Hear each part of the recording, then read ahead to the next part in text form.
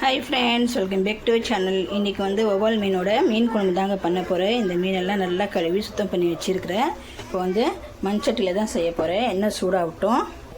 எண்ணெய் சூடாயிடுச்சிங்க. ஒரு பச்சை மிளகா, கடுகு, கருவேப்பிலை, பூண்டு, வெங்காயம், உப்பு போட்டுக்கலாம். நல்லா வந்து வதங்கட்டும். இது நல்லா ப்ரௌன் கலர் வரட்டும். நல்லா வந்து வதங்கிச்சிங்க. இப்போ வந்து ஒரு 2 தக்காளி நறுக்கியிருக்கிறேன், அது போட்டுக்கலாம். கொஞ்சமாக மஞ்சள் தூள்.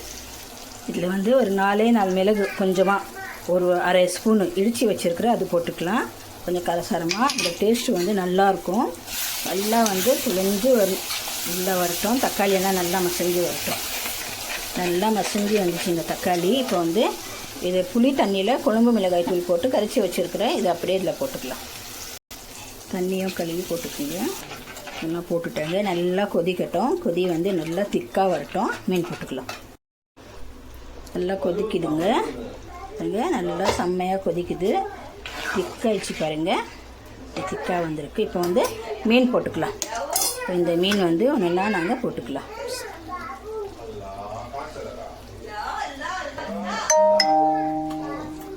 செம்ம டேஸ்ட்டாக இருக்குங்க இந்த மீன். ரொம்ப டேஸ்ட்டாக இருக்கும். அப்படியே வந்து நல்லா ஒரு 2 நிமிஷம் கொதிக்கட்டும். 5 நிமிஷம் ஆயிடுச்சு, பார்க்கலாம். இப்போ பாருங்கள், செம்மையாக நல்லா வெந்துச்சு மீன். எப்படி இருக்குது பாருங்களேன். திக்காக வந்திருக்கு பாருங்கள் மீன் குழம்பு. அப்படி திக்காக செம்ம டேஸ்ட்டாக. வாசனையே மண் சட்டியோட வாசனை. மீன் குழம்பு செம்மையாக இருக்குங்க. அவ்வளோதான். இதை ஆஃப் பண்ணிடலாம். ஆஃப் பண்ணிவிட்டு கொத்தமல்லி தூவி இறக்கிடலாம். அவ்வளோதான். ஆஃப் பண்ணி ஆயிடுச்சு. அப்போ கூட பாருங்களேன் மண் சட்டியோட இது எப்படி கொதிக்குது பாருங்கள். அவ்வளோதான் ஃப்ரெண்ட்ஸ். இதே மாதிரி செஞ்சு நீங்கள் பாருங்கள். செம்ம டேஸ்ட்டாக இருக்கும். நீங்கள் விட மாட்டீங்க இது செஞ்சிங்கன்னா. இந்த மாதிரி டேஸ்ட் இருக்கும். இதே மாதிரி செய்யுங்க. சேம். கொஞ்சம் மிளகு வந்து தட்டி போடுங்க. சூப்பராக இருக்கும் பாருங்கள். மண்சட்டியில் செய்யுங்க. சூப்பராக இருக்கும் ஃப்ரெண்ட்ஸ். இது வந்து எங்கள் அம்மா இந்த மாதிரி தான் வைப்பாங்க. எங்கள் பாட்டி அம்மா எல்லாம் செம்மையாக இருக்கும் இது.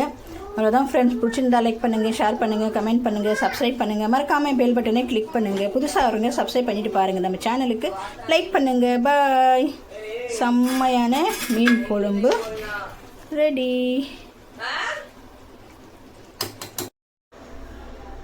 Hi friends, welcome back to channel. இன்றைக்கி வந்து நாங்கள் பக்கோடா செய்யலாங்க. பக்கோடாக்கு வந்து இந்த மாதிரி தான் வெங்காயம் பக்கோடா தாங்க செய்ய போகிறோம். வெங்காய பக்கோடாக்கு இந்த மாதிரி நீளமாக கட் பண்ணிக்கோங்க. இது வந்து கடலை மாவு, காஷ்மீரி கலருக்கு, அரிசி மாவு, கொஞ்சமாக இஞ்சி பூண்டு பேஸ்ட்டு, உப்பு, இது போட்டு எல்லாமே நல்லா பிசைஞ்சிக்கலாம். நல்லா இந்த கையாலேயே நல்லா பிசைஞ்சிக்கலாம். கொஞ்சமாக தண்ணி போட்டுக்கலாங்க. பாருங்கள், இந்த மாதிரி நல்லா பிசைஞ்சிட்டு இது வந்து ஒரு 10 நிமிஷம் அப்படியே மூடி வச்சுருங்க. நான் வறுக்கும்போது காமிக்கிறவங்க. பக்கோடா வந்து 10 நிமிஷத்துக்கு மேலே ஆயிடுச்சுங்க. இப்போ வந்து எண்ணெய் போட்டுருக்குறேன். எண்ணெய் சூடாகட்டும். போட்டு வந்து நாங்கள் உடச்சி எடுத்துக்கலாம். எண்ணெய் சூடாகிடுச்சு. சும்மா கொஞ்சம் கொஞ்சமாக போடணுங்க. போட்டால் தான் உங்களுக்கு வந்து நல்லா முறுமுறுன்னு வரும். இந்த மாதிரி உதிரியாக போடுங்க. அப்போ தான் நல்லா வரும் உங்களுக்கு.